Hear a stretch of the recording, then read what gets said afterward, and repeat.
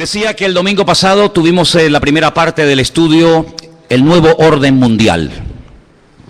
A lo largo de la historia dijimos el domingo pasado que el mundo ha conocido muchos sistemas, muchas formas de gobierno, dictaduras, monarquías, teocracia, etc. Pero el nuevo orden mundial, el nuevo gobierno mundial va a ser completamente diferente, aunque tendrá de todo un poco. Será un sistema distinto. En los próximos años, las leyes, el comercio, la política, la economía, todo va a cambiar. Estamos a punto de ver cambios que durante milenios no se han producido, pero el mundo va a experimentar unos cambios tremendos. Y tenemos que saber cómo estar preparados y cómo reaccionar y comportarnos ante estos cambios. Y en el capítulo 13 del libro del Apocalipsis nos habla de un hombre, de un personaje que recibe a lo largo de la Biblia muchos adjetivos, muchos nombres. El anticristo, el cuerno pequeño, el hombre de pecado, el hijo de perdición, God, etcétera. Son nombres que nos hablan acerca de cómo es este hombre. Pero hay un versículo que la semana pasada no tocamos y que yo, antes de entrar a hablar del segundo personaje que juntamente con el anticristo van a llevar las riendas de este mundo en los últimos tiempos, no tocamos, y es el versículo 2, Apocalipsis 13, verso 2. Y ahí se nombran 3 animales diferentes. 3 animales que los que hemos estudiado la Biblia sabemos qué está tratando de decir Juan, de una forma, digamos, oculta, ¿no? Apocalipsis 13:2 dice que la bestia, y hablamos del anticristo, era semejante a un leopardo, pero sus pies eran como de oso, pero su boca dice que era como boca de león. ¿Te das cuenta? Hay 3 animales diferentes. Su apariencia, la palabra semejante es muy importante en la Biblia. Selem. Cuando tenemos una fotografía, tenemos una imagen de una persona real, de una persona que existe, pero tenemos una fotografía, una imagen para que te hagas una idea de cómo es esa persona. Entonces la Biblia nos enseña que la semejanza, el aspecto exterior de este líder mundial, de este político llamado el anticristo, es semejante a un leopardo, pero su forma de actuar, los pies, cómo camina, cómo se comporta, cómo actúa, es como un oso. Pero cuando habla, cuando da a conocer su mensaje, dice que es como un león. Claro, para entender esto, uno tiene que ir al libro de Daniel. Yo siempre he dicho que la Biblia es una especie de gran rompecabezas, un gran puzzle. Hay cosas que Daniel dice que el Apocalipsis te explica. Y hay cosas que lees en el Apocalipsis que si no conoces Daniel, no puedes entender nunca. La Biblia nos enseña que en el Antiguo Testamento, en la época del profeta Daniel en Babilonia, él tuvo un sueño una noche. Y él dice que vio 4 animales que le llamaron tremendamente la atención. Dice que él vio a un león con alas. Dice que vio a un oso que estaba apoyado sobre una pata más que de otra. Luego ve a un leopardo que tiene 4 cabezas y ve a una bestia, que fue la que más le llamó la atención a Daniel. Gracias al Señor, ese sueño el Señor se lo interpretó y le dijo lo que significa. Por eso no tenemos que inventarnos nada. Simplemente ir a la Biblia y ver qué explicación le dio el Señor a Daniel sobre ese animal, esos animales. Y le dijo, mira, el león es Babilonia. Amén. El león es el imperio que en este momento tú conoces y gobierna toda la tierra, Babilonia. Ese imperio caería, ese imperio desaparecería con el paso del tiempo y se levantaría otro imperio, que era el imperio de los medos persas, que está tipificado o representado por el oso.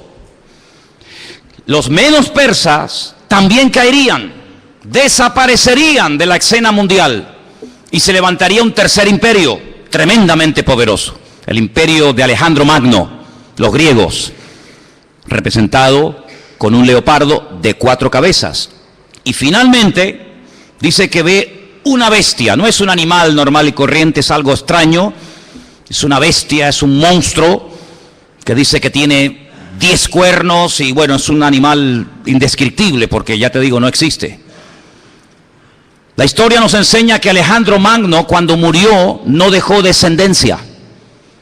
No ocupó su hijo y posteriormente el hijo de su hijo el trono, sino que Alejandro Magno murió sin dejar descendencia.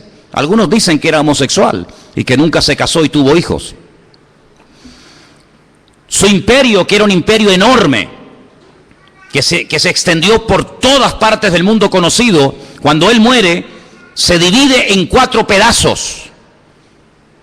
Y 4 de sus generales más conocidos, Casandro, Lisimaco, Teleuco y Ptolomeo, se apoderaron de lo que antiguamente fue un solo reino, pero que ahora son 4. Y cada uno toma posesión de uno de estos pedazos. Así que sabemos que el león es Babilonia, el oso son los persas o los iraníes, y el leopardo era Grecia. ¿Y qué es lo que está diciendo el Señor a Juan en Apocalipsis capítulo 3? Que cuando aparezca en la escena mundial este hombre, que vamos a llamarlo el anticristo, va a tener de todo un poco. Su apariencia, su aspecto va a ser el de un leopardo, es decir, el de un griego. Cuando él se mueve, se comporta, toma decisiones, se actúa, dice que actuará como un oso, es decir, como un persa.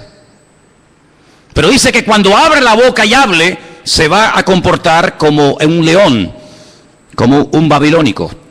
Claro, hay que ir a la historia y analizar y estudiar cómo eran esos pueblos.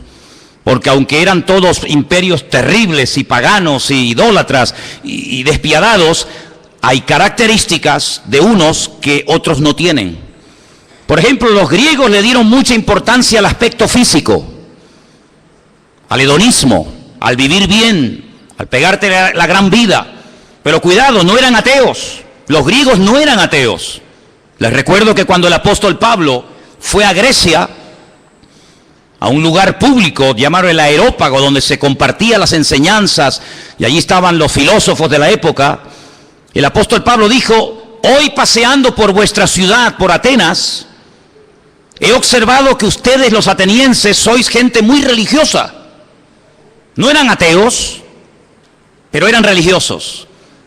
Dice que al apóstol Pablo le llamó la atención que vio un altar donde no había ninguna imagen, pero había una inscripción que decía: al Dios no conocido. Es decir, por si acaso nos hemos olvidado de reverenciar o de adorar a un Dios que no sabemos cómo es, le ponemos una inscripción para que no se sienta ofendido.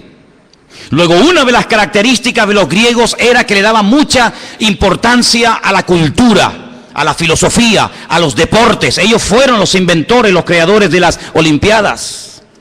Ellos le daban mucha importancia al aspecto físico. Llenaron toda Jerusalén y el mundo conocido de antaño de gimnasios. Le daban mucha importancia al culturismo, al aspecto físico. Pero también eran personas que tenían grandes problemas con la lujuria. La mayoría de ellos eran bisexuales, le gustaban tanto los hombres como las mujeres. Eran personas que no tenían ningún tipo de escrúpulos. Eran personas que no tenían ningún tipo de moral. Eran personas que le daban rienda suelta a cualquier impulso de la carne. Con tal de que te sientas bien, lo puedes hacer. ¿Quieres ser homosexual y eso te hace sentir bien? Adelante. ¿Quieres ser cualquier otra cosa? Adelante. En otras palabras, no te reprimas. No tengas ningún recato, ningún principio moral o espiritual, sino rienda suelta a los impulsos. El anticristo será así. El anticristo no será un ateo, pero será una persona, un libertino, una persona que le dará igual lo que sea, con tal de que la gente se sienta contenta y feliz. Por eso dice que su aspecto, su forma de ser es como la de un griego, una persona que le da lugar a la carne, al hedonismo. Pero dice que cuando actúa como un oso, como un persa. Y hermano, es interesante notar porque el imperio persa siempre tuvo algo muy interesante entre ellos, y es que siempre tenían una intención de expandir su territorio. Saben que desde hace muchos años ha estado mareando la perdiz los persas, Irán, pero una de las cosas que quieren es, siempre lo han querido y lo han dicho y no lo han ocultado, es la destrucción y aniquilación total y absoluta del Estado de Israel. Israel ha amenazado en varias ocasiones a Irán porque sabe que están construyendo armamento nuclear, no con fines, digamos, científicos, sino con fines militares. Irán recientemente dijo, si somos atacados por Israel, tenemos en este momento 80.000 misiles apuntando a la ciudad de Jerusalén y la destruiremos en cuestión de minutos, es lo que ellos dicen.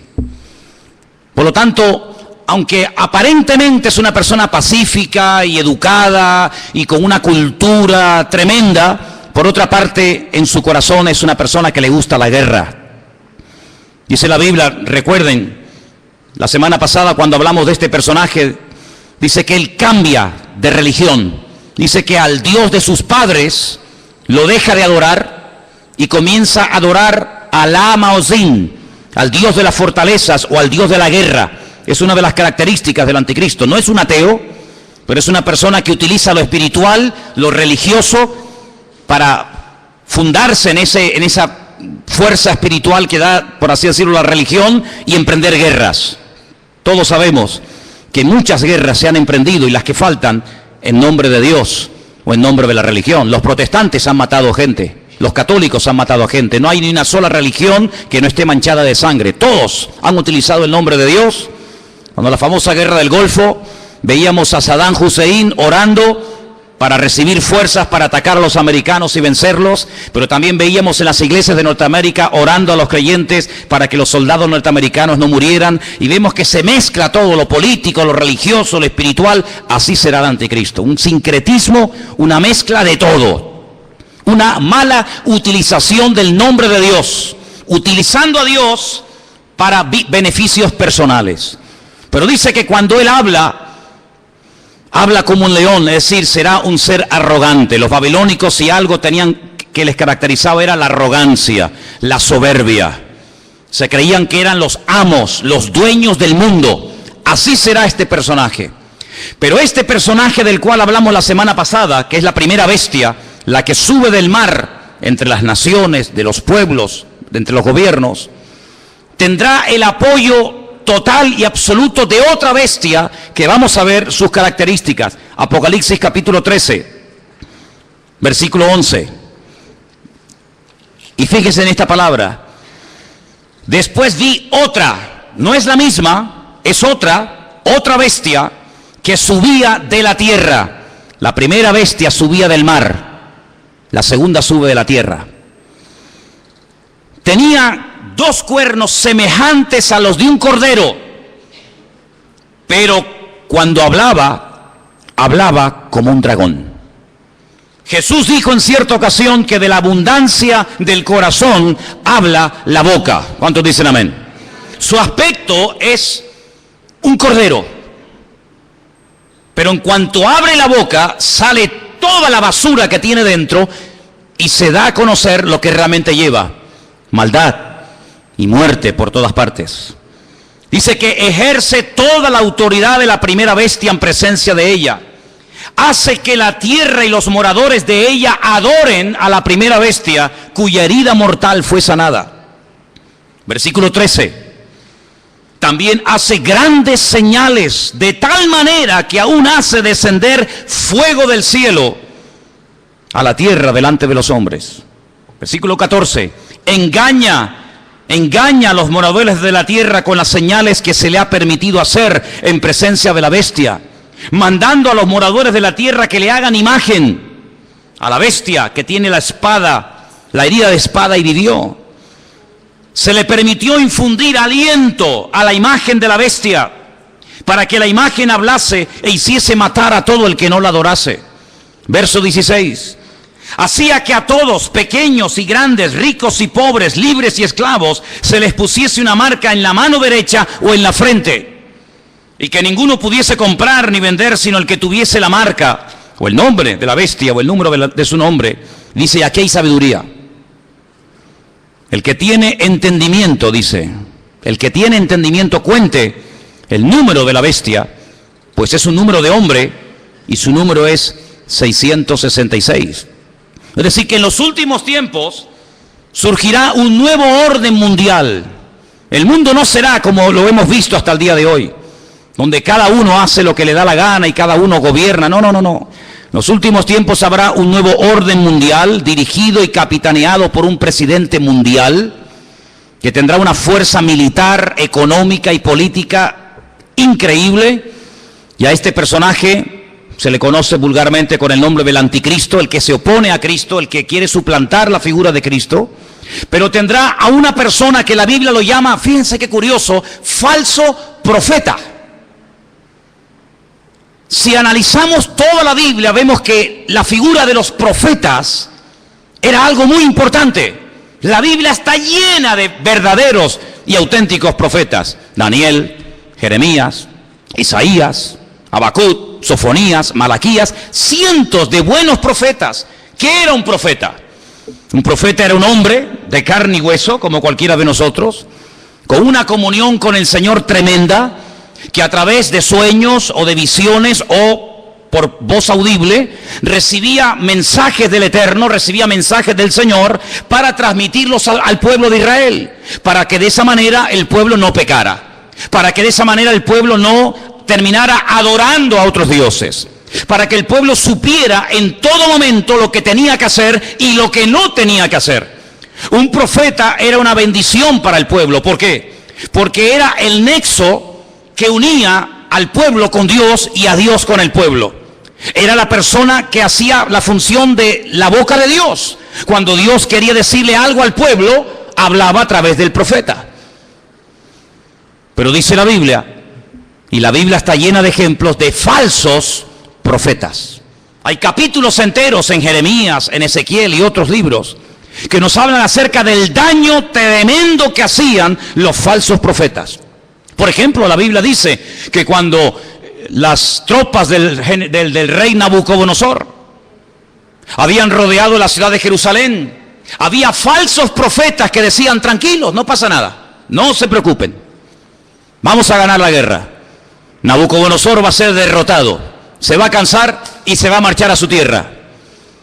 Vienen tiempos de paz, vienen tiempos de abundancia, vienen tiempos de prosperidad. Pero había uno llamado Jeremías, que era el verdadero profeta, y decía, no les crean, les están mintiendo, es mentira, no viene paz, viene guerra. El enemigo no se va a ir, nos va a destruir, nos va a destruir la ciudad, nos va a quemar el templo, va a matar a nuestros jóvenes. Siempre hubieron falsos profetas que engañaban al pueblo. Siempre había falsos profetas que venían supuestamente en nombre de Dios. Y la gente, lógicamente, en muchas ocasiones le hacía más caso y prestaba más atención a los falsos profetas que a los verdaderos profetas. ¿Por qué? Porque el falso profeta decía lo que el pueblo quería oír. El verdadero profeta muchas veces iba en contra de la voluntad del pueblo. Por eso a la mayoría de los profetas los terminaban matando. ¿No dijo el Señor, Jerusalén, Jerusalén, que matas a los profetas y apedreas a los que yo te envío? ¿Cuántas veces quise juntar a mis hijos como la gallina junta sus polluelos y no quisisteis? La ciudad de Jerusalén pasó a la historia como una ciudad que mataba a los profetas. Porque los profetas confrontaban, los profetas hablaban claro, los profetas no eran aplaudidos, eran gente odiada. Era gente que muchas veces tenía que vivir totalmente dependiendo del Señor porque los querían matar, los querían torturar y querían taparles la boca a cualquier precio. Y curiosamente dice la Biblia que el anticristo tendrá el apoyo incondicional de un hombre que no va a ser un político. Recuerda eso, el falso profeta no será un político, será una persona que se encargará fundamentalmente de 4 cosas. Primera, lo hemos leído, versículo 12. Hará todo lo posible para que todas las naciones de la tierra reconozcan la autoridad y se sometan a la autoridad del anticristo. Es decir, no atrae la gente hacia sí mismo, sino que atrae la gente hacia el anticristo. Es decir, será el relaciones públicas del anticristo, el que le hará la publicidad, la propaganda, el que irá por los platós de televisión, por las emisoras de radio, el que dará todo tipo de ruedas de prensa y de respuestas a las naciones, presentando a este hombre como la alternativa real y genuina que el mundo necesita. Les puedo asegurar que será conocido en todas partes de la tierra. Un hombre carismático, un hombre que sabrá llevarse bien con los árabes, con los judíos, con los musulmanes, con los católicos, con los evangélicos, con los ateos, con todo el mundo. Un hombre con un don de palabra extraordinario y un hombre que lo que pretende es desviar la atención de la gente hacia el Dios vivo y verdadero y llevarlos a la ruina, diciéndole a la gente: este hombre es lo que el mundo necesita. Este hombre es el que va a solucionar los problemas de la crisis, del paro, los problemas económicos, los problemas entre palestinos y judíos. Este lo va a solucionar todo. Primera función del falso profeta. Segunda, versículo 13. También hará grandes señales. La Biblia no dice qué tipo de señales hará, pero curiosamente menciona una que es tremendamente poderosa. Y dice que hará descender fuego del cielo a la tierra delante de los hombres.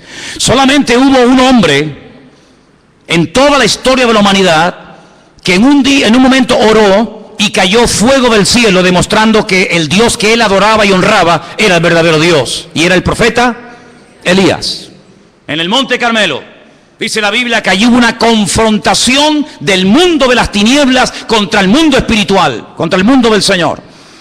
Y el profeta Elías dijo: la respuesta no tiene que ser a través de un sueño, la respuesta no será a través de una visión, a través de un ángel, sino la respuesta tiene que ser algo contundente y visible a kilómetros. Y allí en lo alto de ese monte en el que hemos estado en cantidad de ocasiones, desde donde tiene una perspectiva de una zona geográfica muy grande de Israel, allí él oró y dice que descendió fuego del cielo y 400 profetas falsos de Baal fueron degollados en aquel día.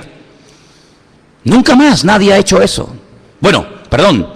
Una vez unos hermanos en el Nuevo Testamento, cuando fueron a entrar a una ciudad a evangelizarla, a hablar del Señor, y no los quisieron oír, le dijeron al Señor: Señor, ¿nos das permiso para que oremos y caiga fuego del cielo y los destruya a todos? Y el Señor les dijo: no, queridos, yo no he venido a eso. Monarjes, hijos del trueno, no les dio autorización para que oraran, para que cayera fuego del cielo. Pero en los últimos tiempos habrá un hombre que por un poder satánico, por una unción falsa, pero poderosa al fin y al cabo, dice que tendrá la capacidad de sorprender a las naciones haciendo caer fuego del cielo. Será una de las muchas señales que este hombre haga. Así que primero intenta llevar a la gente al anticristo. Segundo, hará grandes señales. Tercero, versículo 14. Engañará a los moradores de la tierra con las señales que se le ha permitido hacer. Jesús dijo en Mateo capítulo 24, hoy se ha leído este capítulo aquí en el púlpito. En Mateo capítulo 24 dice que cuando Jesús salía del templo de Jerusalén, los discípulos le dijeron: Señor, observa, qué templo tan hermoso tenemos. Un templo maravilloso, es una maravilla para nosotros los judíos tener un templo tan bonito en nuestra ciudad de Jerusalén. Jesús les dijo: no quedará piedra sobre piedra que no sea destruida. Cuando ellos cruzan el torrente de Cedrón y se van al monte de los olivos, allí 4 de sus discípulos, 4 solamente, le dicen: Señor, ¿cómo? ¿Cuándo? ¿Cómo que va a ser nuestro templo destruido? Dinos, ¿qué señal habrá de tu venida y del fin del siglo? Y el Señor les da un mensaje tremendo que les animo a que lo vuelvan a leer en casa. Mateo 24, también lo tienen en Lucas 21. Y una de las cosas que repite reiteradamente el Señor es esta: mirad que nadie os engañe. ¿Cuántos dicen amén? Que nadie os engañe. Y curiosamente dice: porque vendrán falsos cristos. ¿Qué significa la palabra Cristo? Tanto que la utilizamos los cristianos, tenemos que saber lo que significa, ¿no? Viene de la palabra hebrea Mashiach, que significa ungido. Vendrán muchos falsos ungidos. Eso es lo que está diciendo. No solamente personas que dirán: que yo soy el Mesías, sino vendrán vividores, farsantes, Personas que utilizando el púlpito de las congregaciones, personas que utilizando medios de comunicación como la radio, la televisión, etcétera, engañarán a muchísimas personas utilizando tal vez la manipulación, utilizando tal vez los problemas físicos, emocionales o espirituales de la gente. Dice, y a muchos engañarán. Pero el Señor dice, mirad que nadie os engañe, porque no solamente vendrán falsos ungidos, sino también dice falsos profetas. ¿Qué es un profeta? Un profeta es un predicador, ¿sí o no? Es uno que predica, es uno que proclama un mensaje, en este caso un mensaje bíblico, un mensaje de Dios. Dice, pues vendrán falsos predicadores. Y usted dice, pero hermano, ¿sabes lo que estás diciendo? Totalmente. Y ya han comenzado a proliferar por todas partes del mundo. Falsos predicadores, falsos evangelistas, falsos maestros, falsos profetas, que incluso a veces con milagros o con señales llegan a seducir y a engañar a la gente. Y no es algo nuevo, lo estamos viendo de hace 10 años a esta parte, en todas partes del mundo. Pero en los últimos tiempos habrá una persona que será el máximo exponente del engaño y de la mentira, que la Biblia lo llama el falso profeta. ¿Y qué podemos hacer los cristianos? ¿Tenemos la obligación de creer todo lo que los pastores dicen? ¿Tenemos la obligación de creer todo lo que la gente predica en un púlpito? Rotundamente no. La Biblia nos enseña que cuando una persona proclama el evangelio, y más cuando una persona se llama o se autodenomina profeta, la congregación, la audiencia, el pueblo que escucha el mensaje, tiene que filtrar, tiene que analizar, tiene que escudriñar si lo que este hombre está diciendo es palabra de Dios o es falso. No se puede decir amén a cualquier enseñanza, hermanos. Yo soy vuestro pastor hace 14 años en esta iglesia. Pero el día que yo me aparte del evangelio, el día que yo me aparte de la verdad, el día que yo les enseñe algo falso, no me crean, no vengan más a este lugar. Porque la Biblia nos enseña que la oveja tiene la obligación de rumiar la comida antes de tragársela. ¿No hablamos hace poco de una de las características de las ovejas? ¿Sí o no? ¿Y cuál es una de las características de la oveja? Que es un animal rumiante. ¿Y qué es un rumiante? Un animal que primero mastica, mueve la comida, la saborea, la prueba, y luego después de haberla masticado bien, se la traga. Y esa es una de las características que tenía que tener un animal limpio para poder ser ingerido. El Señor dijo que tenga pezuña y que sea rumiante. Y el Señor quiere que tú seas, permíteme la palabra, un rumiante. Una persona que diga, un momento, te he oído, he prestado atención, he tomado buena nota. Perfecto. Déjame analizar a través de las Escrituras si lo que tú hoy nos has enseñado, si la palabra que nos has traído es bíblica o es mentira y es falsa. Dice la Biblia que cuando Pablo fue a la ciudad de Berea, ¿os acordáis? Dice que los judíos de la ciudad de Berea escucharon a Pablo durante varias semanas, durante varios días de reposo en la sinagoga, compartir la palabra. Pero dice que eran gente más noble que los de Tesalónica. ¿Por qué dice la Biblia que los judíos de Berea eran diferentes a los judíos de Tesalónica? Dice, porque ellos comprobaban cada día en las Escrituras si las enseñanzas que el apóstol Pablo le daba a la congregación eran palabra de Dios o no eran palabra de Dios. ¿Cuántos dicen amén? Por lo tanto, hermanos, yo siempre les he animado, siempre les he dicho, y lo seguiré diciendo cada día, que ustedes tienen la obligación de escudriñar las Escrituras, de conocer la palabra de Dios, de no tragarse todo lo que oigan, de no tragarse todo lo que vean y oigan en internet, de no decir amén a todo, de no abrir su corazón a cualquier ministerio, de no dejarse ministrar por cualquier persona que aparentemente tiene palabra, hace milagros, señales y prodigios, pero alto, la Biblia nos enseña que el falso profeta no solamente será un tremendo predicador, un tremendo orador increíble, sino que además será una persona que su ministerio, entre comillas, estará caracterizado por señales, milagros y prodigios. ¿Qué te parece? Pero ¿sabe qué? En el versículo 13 dice que este hombre hará grandes señales, grandes señales. Usted tiene que prestar atención a esas señales. ¿Por qué? Porque no toda señal es evidencia de que le está dando gloria y honra al Señor y que esa unción viene de parte del Señor si no sabe Dios de dónde viene. El falso profeta se diferencia del anticristo en tres cosas muy importantes. Primero, su procedencia es diferente. El mundo de la política produce, permítame la expresión, la política produce, es el terreno donde se levanta el anticristo. El falso profeta no se levanta del mundo de la política. El falso profeta se mueve en el terreno religioso, en el terreno espiritual. ¿Se han dado cuenta que en los últimos años ha habido muchos intentos por tener una religión? Lo intentó la New Age, la nueva era, lo ha intentado el Vaticano en múltiples ocasiones con las famosas reuniones ecuménicas. Los Bahá'í ya propusieron hace muchos años haber una religión mundial, porque fíjense qué curioso, este continente en el que vivimos, el continente europeo, en 2 ocasiones se ha enfrentado a muerte un país contra otro. ¿Sí o no? Primera Guerra Mundial, Segunda Guerra Mundial, unos contra otros, millones de muertos, ciudades arrasadas completamente, familias destruidas. Europa quedó totalmente en ruinas, pero eso ya pasó a la historia. Antes los que se peleaban, ahora son amigos, ahora comen juntos, ahora hacen negocios juntos, ahora se venden los productos unos a otros. Luego ya no estamos en un tiempo de guerra en Europa, estamos entre comillas en un tiempo de paz. Ya no nos peleamos unos contra otros, ¿ve? Porque en una guerra todos pierden. Ahora nos unimos en una unidad política y económica, y donde tenemos todos en común una misma moneda.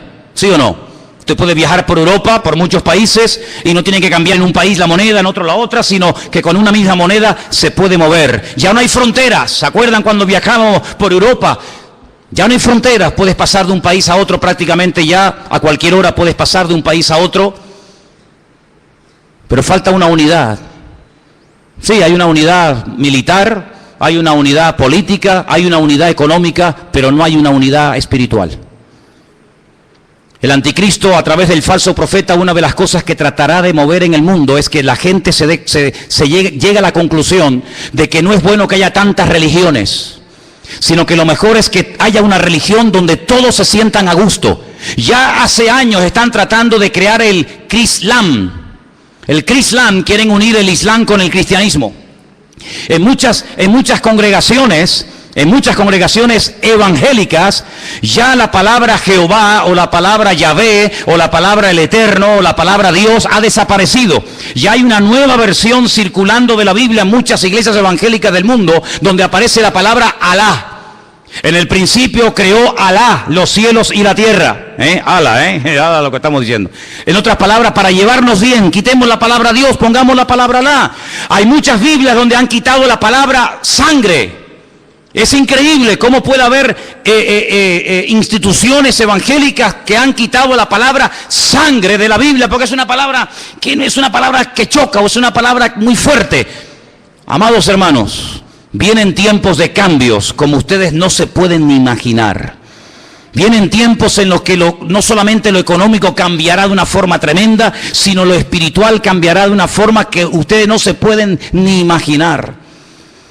Ahora quiero leerles un versículo que se encuentra en Apocalipsis 16:13, donde dice que el falso profeta y el anticristo harán algo que muchas veces no se menciona. Y vamos a leerlo. Apocalipsis 16, versículo 13. Y dice así: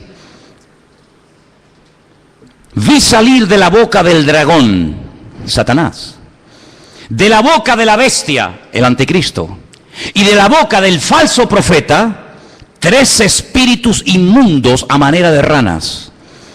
Son espíritus de demonios que hacen señales y van a los reyes de la tierra en todo el mundo para reunirlos a la batalla de aquel gran día del Dios Todopoderoso. Una de las cosas que el mundo tiene que conocer, y ustedes hermanos tienen que saber, porque la Biblia lo profetiza con cientos y miles de años de antelación. Cuando te pregunta la gente, ¿y tú crees que habrá una tercera guerra mundial? ¿Crees que otra vez el mundo volverá a enfrentarse y a matarse y a pelear los unos contra los otros? Y yo te digo, no te quepa la menor duda. La pregunta no es si se van a pelear, la pregunta es ¿por qué tardan tanto en enfrentarse los unos contra los otros? El mundo se está convirtiendo en un caldo de cultivo donde la violencia y la agresividad será algo normal. Miren los colegios, hermanos. Hay muchos colegios en los Estados Unidos que es un peligro. Porque cuántos niños, cuántas docenas de jóvenes han entrado armados a un colegio y han asesinado a cantidad de compañeros. Amados hermanos, la violencia va a ser una de las características de los últimos tiempos. Habrá violencia en la sociedad, violencia en el tráfico, violencia en las iglesias, violencia en los parlamentos, violencia por todas partes. El Señor Jesucristo dijo que Él vendría, pero antes de que Él viniera, los tiempos en los cuales viviríamos serían como los días de Noé. Y cuando uno observa la generación en la que le tocó vivir a Noé, no era una sociedad pacífica. Cuidado, era una sociedad tremendamente avanzada para la época en la que vivía. Fijaros lo que querían construir. En la época de Noé se quiso construir el edificio más alto del mundo, un zigurat, una torre que llegara al mismo cielo, a la misma presencia de Dios, con el objetivo de demostrarle a Dios que a través de la tecnología de la época, el hombre era capaz de desafiar al mismo Dios y de llegar a su presencia no a través del medio establecido por Dios, sino a través del medio de la mente humana. La tecnología puesta al servicio del mal. ¿Piensan ustedes que el anticristo y el falso profeta no echará mano de la tecnología de la época para engañar y meterse en miles y en miles y en millones de hogares? No les quepa la menor duda. No les quepa la menor duda. Así que en los tiempos de Noé no fue como en los tiempos del diluvio. Bueno, pero fue en los tiempos del diluvio. No fue como en los tiempos de la Torre de Babel. En los tiempos de la Torre de Babel, la Biblia nos enseña que Dios no destruyó a la humanidad, sino que la separó y la confundió. ¿Por qué? Porque habían aprendido un secreto tremendo. ¿Cuál fue? La unidad. Se unieron para lo malo. Sin embargo, en el tiempo del diluvio, se mataban los unos a los otros. El anticristo sabe perfectamente que la unidad tiene un poder tremendo. Por eso él lo que intenta es unir religiones, unir filosofías, unir diferentes estilos de vida para llevar a este mundo a la ruina y a la destrucción total.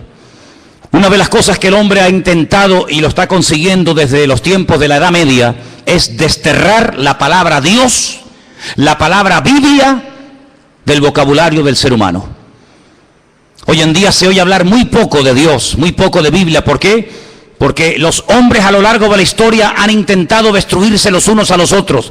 Pero el objetivo final del diablo es destruir a Dios, quitar a Dios del vocabulario de la gente. ¿Y qué es lo que hace el falso profeta? Levantar al anticristo para que lo adoren a él. Y no es la primera vez que un hombre reclama honra y gloria para sí mismo. No es la primera vez que un César, que un faraón o que cualquier persona ha intentado levantarse más alto que Dios y matar y asesinar a todas aquellas personas que no lo apoyan y no lo reconocen. Una de las cosas que hará el falso profeta es algo tremendo. Dice que marcará, sellará a la gente. Ahora, esto no es nada nuevo. Si ustedes leen esta noche tranquilamente en casa el capítulo 9 de Ezequiel, recuerden, Ezequiel capítulo 9, ustedes se van a dar cuenta que el Señor, antes de ir a la ciudad de Jerusalén y permitir que las tropas enemigas la destruyeran, Él dijo: ponle una marca a mis hijos en la frente y en la mano, para marcar, hacer una diferencia entre el que cree y en el que no cree, el que es mío y el que no es mío. Y dice la Biblia que marcaban a la gente en las manos. El anticristo, el diablo, que es un imitador de la obra de Dios, lo que intentará es marcar a la gente como si fueran animales. Ya hablamos la semana pasada de ese famoso microchip, un sistema muy interesante, muy moderno, que intentará facilitarle la vida a la gente, sobre todo a la hora de comprar, a la hora de vender, a la hora de viajar, no perder el dinero, tener en todo momento encima tuyo todos tus datos económicos, tus datos de vacunas, etcétera, etcétera. Ese microchip ya existe. No es una ciencia ficción. Los animales, los perros, me imagino que en Suiza será igual. Aquí es obligatorio que los animales tienen que llevar un chip. Y si un animal se pierde con una máquina, el doctor, el veterinario, sabe en todo momento cómo se llama ese animal, si está vacunado, dónde vive, cómo se llama su dueño, etcétera, etcétera. Pues lo que empezó con los animales, terminará con el ser humano. Porque para el diablo los seres humanos son como animales. Por eso la famosa teoría de la evolución equipara y nivela al hombre al nivel de la bestia.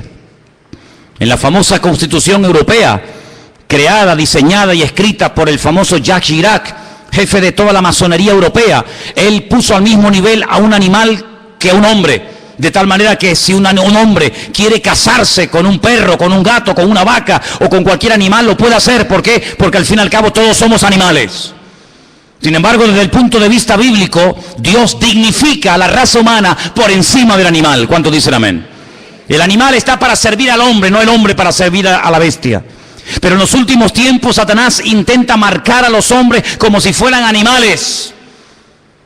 Y les cierra las posibilidades de poder comprar, de poder vender, de poder buscarse la vida si no te dejas marcar. Pero esa marca, esa especie de microchip indeleble, invisible, que no molesta, que está ahí dentro y ni te enteras que está, también permite en todo momento tener a la población mundial localizada en cualquier parte donde se encuentre. Así de claro.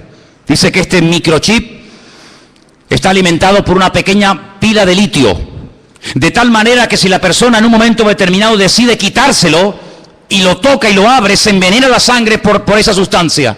Pero en todo momento esa persona está localizada. Y ya en muchos lugares, gente multimillonaria y personas importantes se están poniendo esa especie de marca de microchip interno en su piel. ¿Para qué? Para estar localizados en caso de que sean secuestrados y que en cualquier momento los puedan localizar. Sí, suena como ciencia ficción, ¿verdad? Suena como algo de Steven Spielberg, ¿no? Suena como algo que tú dices, pero esto es una cosa increíble. Vuelvo a hacerles la pregunta que les hice el domingo pasado. ¿Cómo hace 2000 años un hombre llamado Juan, pescador de Galilea, un hombre que no fue a la universidad, ni tuvo en sus manos nunca un ordenador, ni tuvo nunca en sus manos un móvil, ni toda la información que tú y yo podemos tener ahora mismo? ¿Cómo es posible que este hombre nos dé unos datos de la civilización de los últimos tiempos de una forma increíble, hasta el punto que hay momentos en los que él llora escribiendo el libro del Apocalipsis, viendo lo que se avecina y viendo lo que viene? Es el hombre que dice que en los últimos tiempos el famoso río Éufrates se secará para que millones de soldados vengan desde el norte, casi diríamos como que en línea recta, y se den cita en el valle de Jezreel, en la zona de Megiddo, para llevar a cabo la gran batalla, la famosa batalla del Armagedón. Sabemos que en el punto de mira hay un pequeño pueblo que tiene 22.000 kilómetros cuadrados. Un pueblo que ha sido el pueblo más odiado, más perseguido de toda la historia de la humanidad. Y es el pueblo de Israel. Así de claro. Dios decidió que su hijo naciera en una pequeña aldea insignificante de Israel llamada Betlehem, la casa del pan. Belén la conocemos nosotros. Dios decidió que su hijo naciera y viviera en ese pequeño país, que allí predicara, que allí sanara a los enfermos, que allí demostrara lo que era y a lo que vino, que allí lo mataran, que allí resucitara, que allí ascendiera y que allí volverá otra vez por segunda vez, según la palabra de Dios. Y sabemos que los tiempos se acortan. La Biblia dice que los últimos tiempos tendrán que ser acortados, porque si el Señor no acorta los tiempos, la maldad llegará a un nivel, a una envergadura de tal magnitud que dice que nadie podría salvarse aunque quisiera. Por eso, amados hermanos, tenemos que doblar la guardia como iglesia. Tenemos que meternos en las páginas de la Biblia. Tenemos que conocer lo que dice la palabra de Dios acerca de los últimos tiempos. No dejarnos engañar, no dejarnos seducir, no dejarnos atraer por cosas que aparentemente son muy atractivas, muy bonitas y maravillosas, pero que su fin, dice la Biblia, pueden ser caminos de muerte. Analice todo lo que oye. Analice a la luz de la palabra de Dios todo lo que escucha. Porque la palabra de Dios nos enseña que los últimos tiempos serán tiempos de engaños, tiempos de falsas profecías, tiempos de falsos milagros. Ahora bien, la gente está tan necesitada, tan desesperada, que se agarrarán a un clavo ardiendo con tal de salir de su desesperación.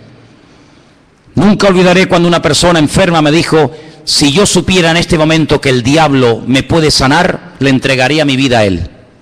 Así me lo dijo. El diablo va a utilizar los problemas sociales, los problemas físicos, los problemas económicos de las familias. El diablo sabe perfectamente que hay un vacío en la sociedad que nada ni nadie logrará llenar jamás. Puedes tener mucho dinero, puedes viajar por el mundo entero, puedes tener la mejor casa de la tierra, puedes tener y tener y tener. Pero el Señor Jesucristo no solamente te ha creado para que llegues a tener ciertas y determinadas cosas en la vida, sino que el Señor nos ha creado con sus manos para que seamos su pueblo y estemos en plena comunión con Él. ¿Cuántos dicen amén? Por eso, amados hermanos, cuando ustedes escuchen a alguien, cuando ustedes oigan a alguien, cuando ustedes observen a alguien, háganse la siguiente pregunta: ¿a quién está levantando este hombre? ¿A quién intenta glorificar? ¿Hacia quién intenta desviar la atención? ¿Hacia él mismo? ¿O lo que intenta esta persona es levantar en alto el nombre que es sobre todo nombre, el nombre de Jesús, para que la gente adore al Rey de Reyes y al Señor de los Señores? Esa es una de las características de un verdadero hombre de Dios y de un verdadero cristiano y cristiana. Una persona que no intenta llamar la atención sobre sí mismo, sino que emplea su testimonio, su antigua vida, sus malos hábitos, etcétera, etcétera, para que la gente reconozca que el cambio se ha producido, no porque se le ha propuesto, no porque tuvo una fuerza de voluntad increíble, sino porque hubo un Dios todopoderoso que le transformó, que lo cambió y que lo llenó y que hoy le da la gloria a ese Dios. ¿Cuántos dicen amén? Así que, amados hermanos, el falso profeta, qué interesante. Hay iglesias que se llaman, y no tengo nada en contra de ese nombre, pero iglesias que han decidido llamarse Iglesia de la Profecía. Y hay muchísimas personas que les encanta todo lo profético.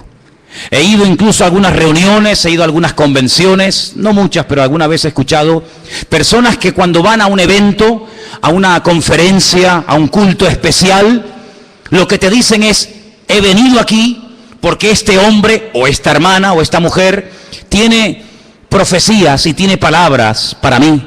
Y la gente hace cola y espera horas para que vaya una persona y le imponga las manos y algo con voz bajita, la mayoría de las veces le susurre al oído y le diga que va a ser y que va a tener y que va a ser prosperado y que va a ser bendecido. Y la gente agarra esa palabra como si fuera una palabra de Dios, cuando la única palabra de Dios que tenemos es esta que tenemos en nuestras manos. ¿Cuántos dicen amén? Si usted busca palabras, si usted busca consejos, si usted busca algo que le oriente para saber si me caso o no me caso, si me voy o me quedo, si compro o no compro, es la bendita palabra de Dios. Dice el salmista: lámpara es a mis pies tu palabra y lumbrera mi camino. No busques en los hombres lo que solamente en Dios puedes encontrar.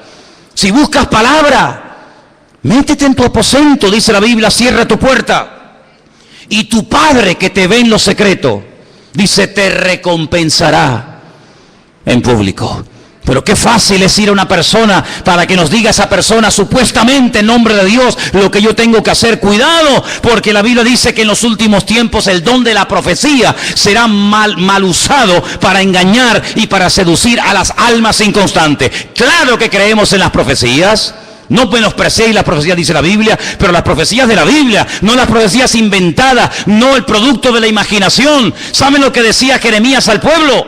Ustedes, Dios no los ha enviado a ustedes, ustedes profetizan y tienen el descaro y la desfachatez de esperar que lo que han profetizado se cumpla cuando saben que Dios no está hablando a través de vuestras bocas.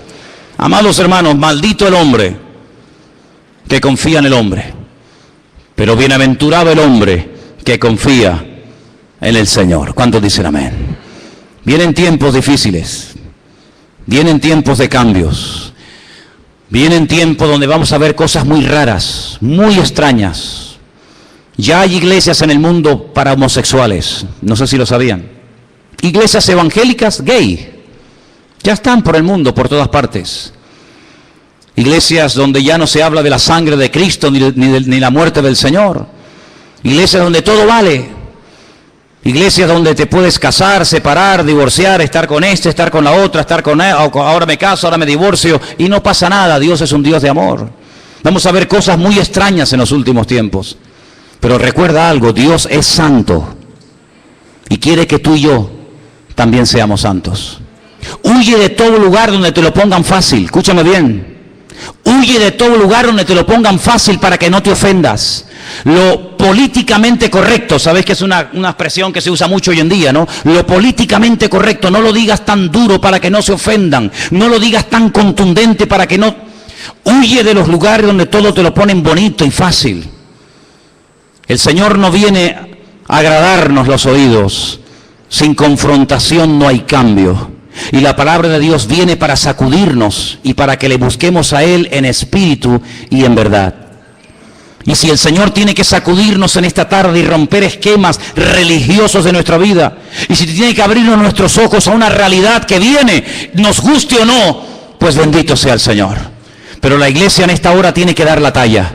Somos la sal de la tierra, somos la luz del mundo y no podemos en este momento de la historia, hermanos, claudicar, no podemos enfriarnos, no podemos dar marcha atrás. Estamos, hermanos, oyendo la trompeta del Señor. Dios viene, el Señor viene pronto y quiere que su iglesia se ponga las pilas, que se levante en pie de guerra y le diga al diablo: alto, aquí estamos los hijos de Dios. Aquí todavía hay gente que vive en orden. Aquí todavía existe la familia. Aquí existe el perdón. Aquí existe la misericordia. Aquí existe la fe. ¿Por qué? Porque nosotros creemos que lo que Dios prometió en su palabra es la verdad. ¿Cuántos dicen amén? Quiero que cierres tus ojos ahí donde estás.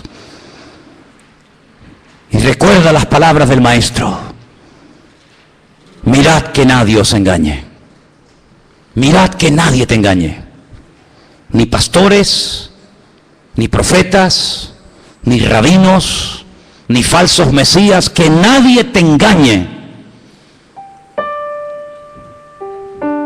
Dice la Biblia: conoceréis la verdad, y la verdad os hará libres. Amados hermanos, si quieres ser libre, tienes que conocer la verdad, y la verdad es Jesucristo. Él es el camino, Él es la verdad y Él es la vida.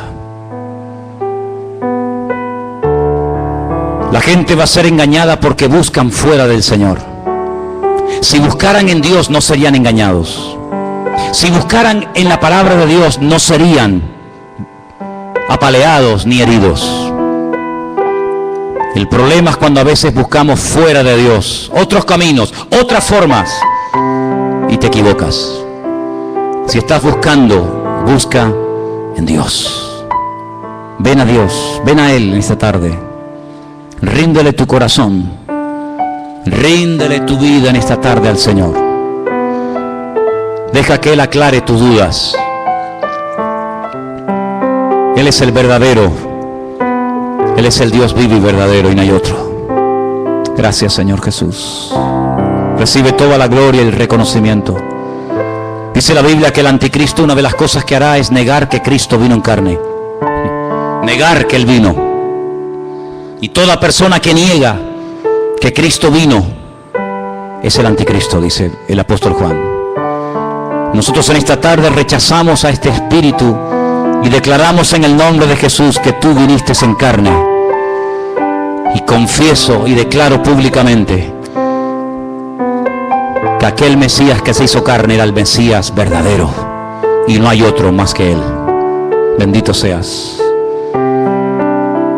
Ahí empieza el cambio, cuando tú reconoces que el Mesías vino en carne, no de una forma espiritual, una nebulosa, una cosa extraña. No, vino en carne y hueso a dar su vida por ti. Ahí empieza el cambio. Si Él era el Mesías verdadero, quiere decir que yo lo necesito a Él. Y por eso en esta tarde le decimos: yo te necesito, Señor Jesús.